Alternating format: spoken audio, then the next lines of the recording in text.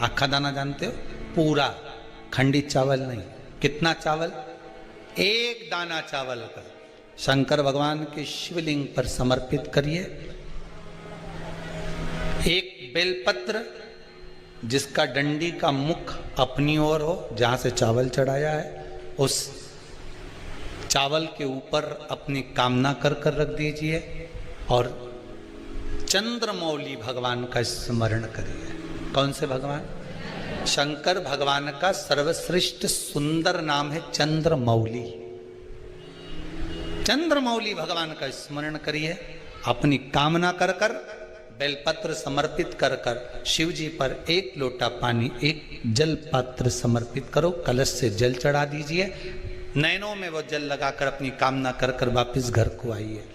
अगली शरद पूर्णिमा आएगी, जो कामना करी है मेरा चंद्रमौली भोलेनाथ उसे पूर्ण कर ही देगा। शिव उपासना के लिए जितनी 12 महीने में पूर्णिमा पड़ती है, एक एक पूर्णिमा का व्याख्यान वर्णन करेंगे। आज तो कथा का महत्तम दिवस है, पहला दिवस है, तो हम उसको महत्व समझें कि पूर्णिमा का महत्व क्या है। हम उसका महत्व समझें कि शंकर और चंद्र का रिश्ता क्या है, संबंध क्या है।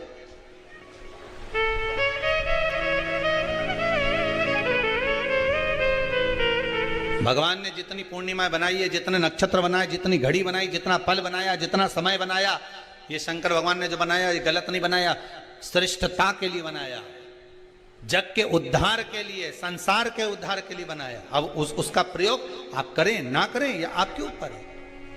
आप उसका प्रयोग कर रहे हैं ना कर रहे हैं, ये आपके ऊपर। पर लास्ट वाला है, शिव महापुराण के माध्यम से शास्त्र कह रहा है कि आप 32 पूर्णिमा के व्रत प्रारंभ कर दो। उसमें करना क्या है आपको? केवल जिस दिन व्रत रहे, रात्रि के समय पर कोई भी मीठा, कुछ भी सामग्री आप चंद्र की रोशनी में, चंद्र को अर्घ देने के बाद, पूजन करने के बाद उसको रखो, और वही सामग्री जो नशा कर रहा है उसको पूर्णिमा के दूसरे दिन उसको खिलाओ।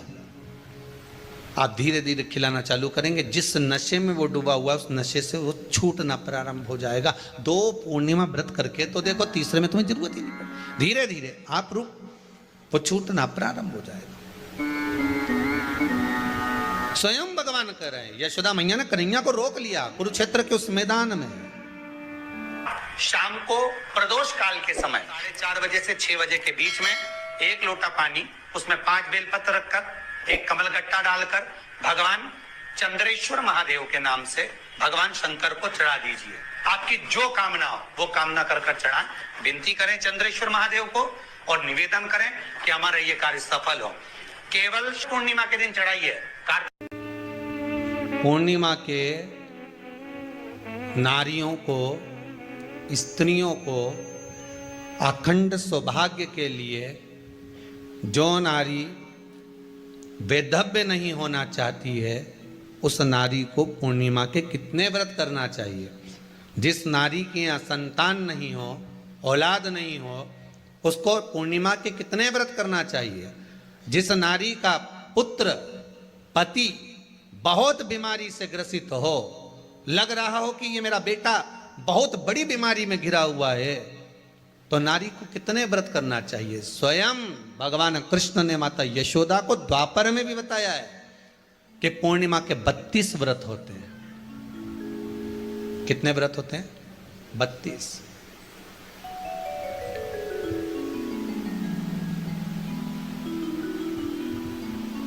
स्वयं भगवान कृष्ण यशोदा रानी को, माता यशोदा जी को भी बता रहे हैं 32 व्रत। अब आपको किसी ने बता दिया होगा कि 8 कर लो, 7 कर लो, 6 कर लो, 12 कर लो, इसलिए आपने बोला कि 12 कर लीजिए, 32 कर लीजिए। अरे यहाँ तो द्वापर की कथा भी कहती है। यशोदा जी ने एक बार भगवान कृष्ण को रोक कर कह दिया, ए कन्हैया रुको। कन्हैया बोले, बोलो माँ क्या बात है। कन्हैया जरा रुकिए, इधर आओ जरा। भगवान कृष्ण आए। किस जगह का प्रसंग है ये? जिस समय पर राधा रानी कुरुक्षेत्र में नंद बाबा और यशोदा जी को लेकर कुरुक्षेत्र के कुंड में, ब्रह्म सरोवर में स्नान कराने के लिए लेकर जाती है, ग्रहण का समय पर। और जब भगवान कृष्ण उस कुरुक्षेत्र के उस सरोवर में स्नान करने आते हैं। तब यशोदा जी ने अपने लाला से प्रश्न किया है, पूछा है,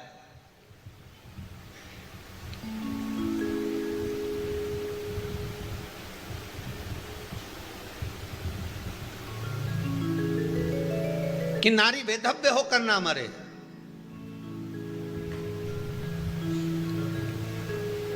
उसका पति कोई रोग से ग्रसित ना हो, उसका पुत्र किसी रोग में ना पड़े।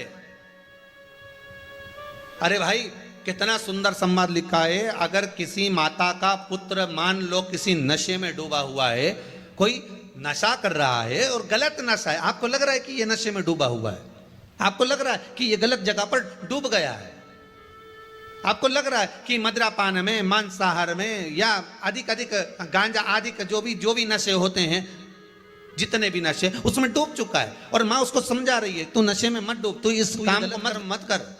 माँ उसको समझा कर हार गई।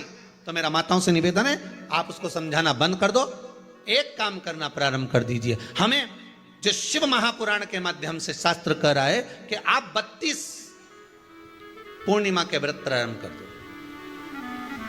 उसमें करना क्या है आपको, केवल जिस दिन व्रत रहे रात्रि के समय पर कोई भी मीठा कुछ भी सामग्री आप चंद्र की रोशनी में, चंद्र को अर्घ देने के बाद, पूजन करने के बाद उसको रखो, और वही सामग्री जो नशा कर रहा है उसको पूर्णिमा के दूसरे दिन उसको खिलाओ।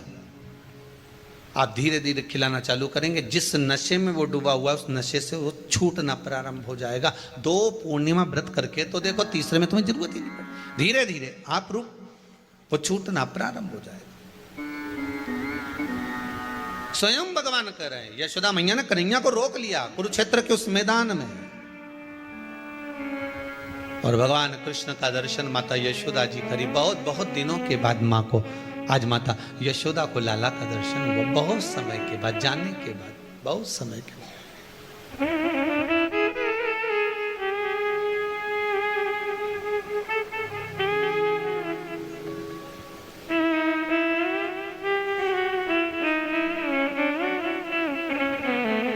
आज नयन में सुन रहे हैं, फेसबुक यूट्यूब पर जितने कथा सुन रहे हैं और कुबेरेश्वर धाम में जितने कथा सुन रहे हैं, आप में से कितने लोग हैं जो पूर्णिमा का व्रत करते हैं? जो माताएं करती हो जरा हाथ उठाइए। पूर्णिमा का व्रत जो करती है, करते हो ना आप लोग?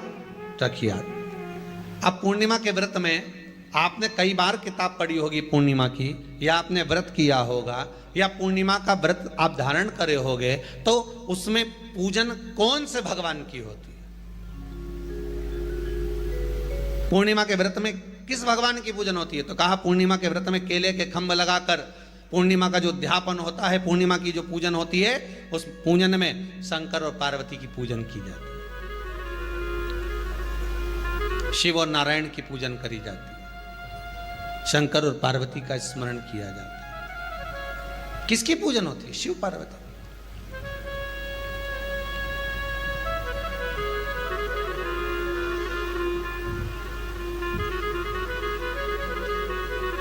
क्यों शंकर और पार्वती का पूजन क्यों करा जाता है पूर्णिमा के व्रत में? क्योंकि शिव और माता पार्वती ही केवल एक ऐसे हैं जिन्होंने अपूर्ण लक्ष्मी को भी पूर्ण बना दिया था। किसको पूर्ण बनाया है? लक्ष्मी। शरद पूर्णिमा के दिन अगर आप शंकर भगवान को एक लोटा पानी अगर शिव को समर्पित कर रहे हो, श्वेत पुष्प को रख कर शंकर जी के ऊपर सफेद फूल को चढ़ाकर अगर एक लोटा जल भी, एक पात्र जल भी शंकर को समर्पित कर रहे हो, तो ये लक्ष्मी के लिए ही तो कर रहे हो। और कौन सी लक्ष्मी? पूर्ण लक्ष्मी। पूर्ण लक्ष्मी। आपको पहले भी कथा में कहा, एक बार भगवान विष्णु के सामने लक्ष्मी मैया ने बहुत तेज स्वर में कह दिया था, नारायण, दुनिया के लोग आपका नाम जपते हैं, दुनिया के लोग नारायण नारायण कहते हैं, दुनिया के लोग आपका भजन करते हैं, पर सत्य मायने में कहूं ना तो मेरे बिना दुनिया के लोगों की नहीं चल सकती, मेरे बिना दुनिया नहीं चल सकती, संसार मेरे बिना नहीं चल सकता। भगवान विष्णु ने कहा, ये तो गलत है लक्ष्मी आपका कहना। एक दिन लक्ष्मी को अहंकार आ गया। अहंकार के संबोधन जब माता लक्ष्मी कहने लगी तो भगवान उसी समय पर भगवान विष्णु को क्रोध आ गया और भगवान विष्णु ने कह दिया, लक्ष्मी तू इतनी बड़ी बड़ी बात कहती है कि तेरे बिना नहीं रह सकती संसार। मैं तुझे कहता हूं लक्ष्मी तू अपूर्ण है, तू अपूर्ण है, तू पूर्ण कब हो गई?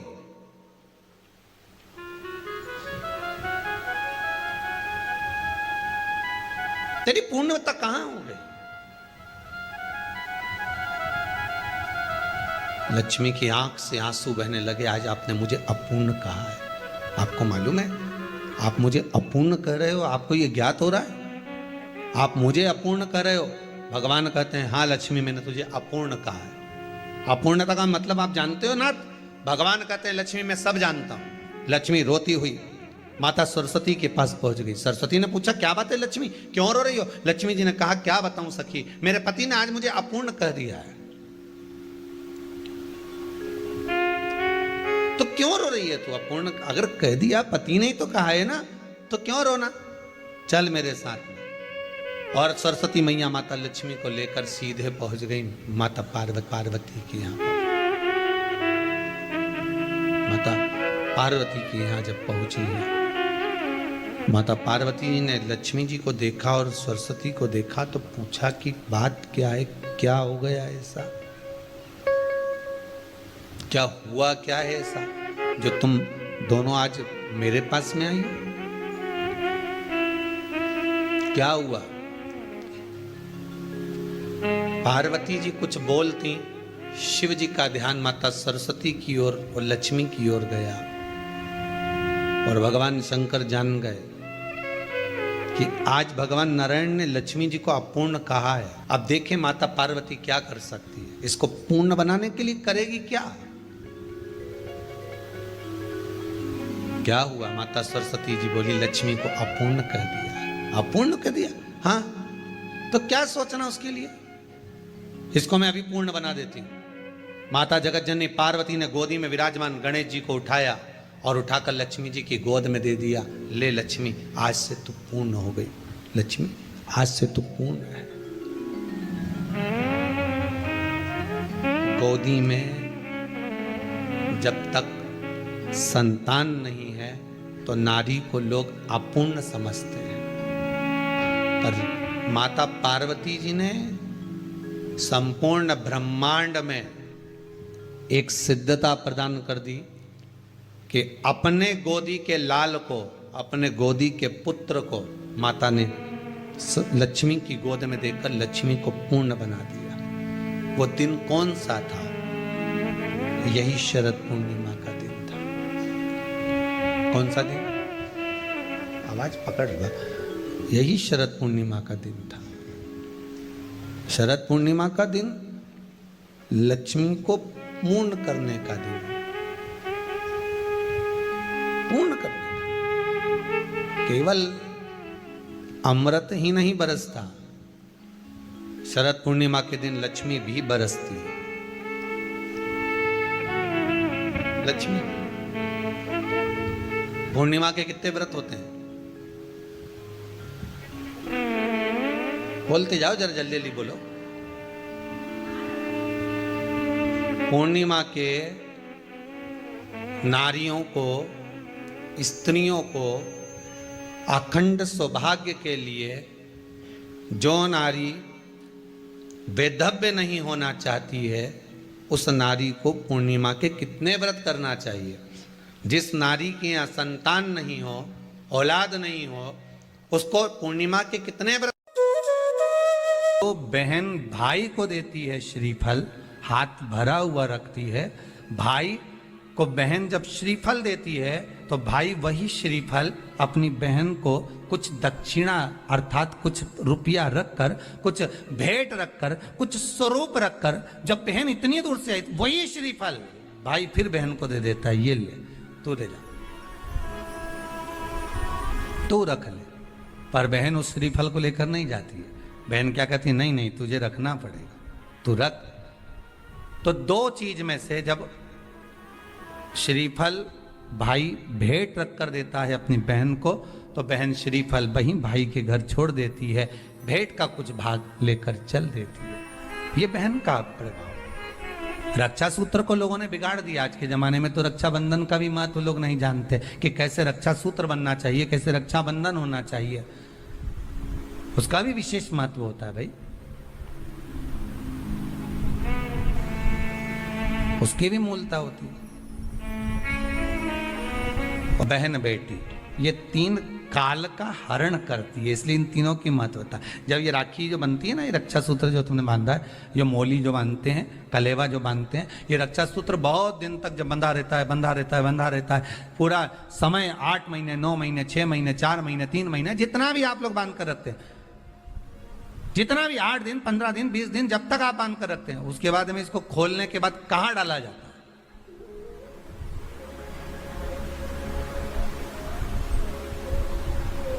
कहां दिया जाता है इसको?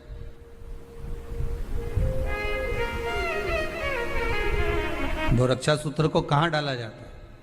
तो कहते हैं जिस स्थान पर गाय को बांधा जाता है, जिस स्थान पर गाय को बांधा जाता है, उस स्थान पर इस रक्षा सूत्र को ले जाकर एक और किसी भी खूंटे से गाय के, या गाय का जो ग्वाड़ा होता है, गाय जहां बंधती है, उस स्थान पर कोई कील लगी हो, कोई खूंटा लगा हो, उससे इस रक्षा सूत्र को खोलकर बाद में बांध दिया जाता, वहां रख दिया जाता। क्यों, किस लिए रखते हैं, क्यों जोड़ा गया इसको? हिंदू धर्म में रक्षा सूत्र को गाय से क्यों जोड़ा गया? उसका कारण केवल इतना है कि गौ माता, जब तक आपने रक्षा सूत्र बांधा, इसके बाद रक्षा सूत्र आपने अगर गौ माता के उस ग्वाड़े में कहीं ले जाकर बांध दिया है, दे दिया है, रख दिया है, 33 कोटि देवता गौ माता के भीतर विराजमान होते हैं। 33 कोटि देवता गौ माता के भीतर रहते हैं। और केवल ये जो ये गाय जहां बंधती है, गौशाला जो होती है ना, गाय जहां बनती है, जहां पर गौ माता निवास करती है, हम तो कहते हैं लोग वृंदावन किससे मिलने जाते हैं? जम के बोलिए जरा, भगवान कृष्ण से, ठीक है? और भगवान कृष्ण किसको चराने जाते हैं? गौ माता। मतलब तुम कृष्ण जी के पीछे और कृष्ण जी गौ माता के पीछे। क्यों? तो उसका सीधा सीधा प्रसंग है कि गाय के ग्वाड़े में, गाय के उस आंगन में, गौशाला आदि में जहां गाय बनती है, उस जगह पर अगर आपने रक्षा सूत्र बाद में बांधने के बाद 8-15 दिन, महीने बाद, 2 महीने, 4 महीने, 6 महीने, 8 महीने के बाद में आपने वहां बांध दिया, रख दिया, तो जिसके हाथ में बंधा होता उसकी रक्षा स्वयं गौ माता में विराजमान 33 कोटि देवता करते हैं। उसकी रक्षा का सूत्र फिर वो संभालते, फिर वो आपके नहीं, फिर वो संभाले। कोई बड़ा काल आ रहा है, कोई बड़ा एक्सीडेंट होने वाला है, कोई ग्रह बेकार हो गया, उसको फिर संभालेगा कौन? वही गौ माता। गाय, बेटी और संत, ब्राह्मण, साधु, सन्यासी, तपस्वी, साधक, उपासक ये संभाल लेते है तुझे गले लगाने के लिए, पर पिता सम्मुख में खड़ा है, पिता सम्मुख में खड़ा है, कैसे तुझे गले लगाऊं? तो बेटी, यहां शिव महापुराण की कथा करी है, गाय, बेटी और लक्ष्मी, तीनों का विचित्र भाव बताया है। तीनों का, संत, साधु, सन्यासी, तपस्वी, साधक, उपासक,